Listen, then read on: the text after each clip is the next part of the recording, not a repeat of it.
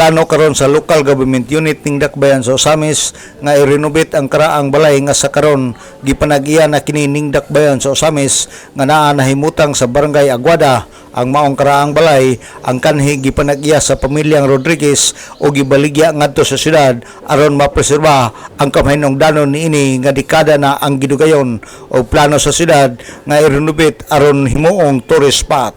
Kini mo'y gitaho ni Konsyal Mars Tapayan atol sa pagkighinabi sa media dili palang dugay o gitaho niini ang ilang nahimo sa sangguniang paglungsod sa miaging tuig 2025 o usani sa malampuson sa ilang negosasyon nga maiya sa syudad aron mamahimong tourist spot.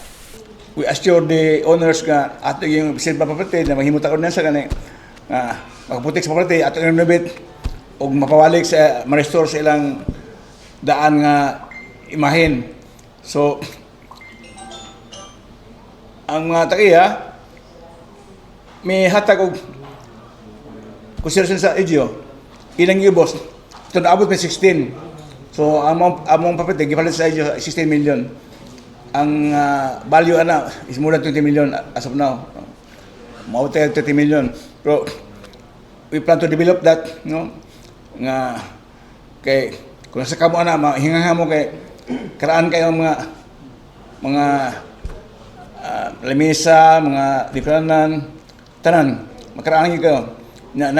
Na-preserve lang yun ang mga tanawon sa sala, kwarto, katre, tanan. So, gwapo kayo. So, the LGU plans to renovate and to make a tourist spot.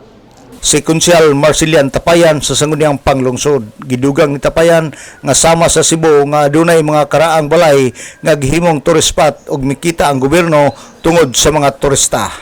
Alang sa DX Didirado Campana ang radyo sa simbahan, WD 45 Dudong Pargamento, muduyog sa ika-75 nga jubileo sa simbahan sa Archdiocese of Osamis Danag sa Dakbayan.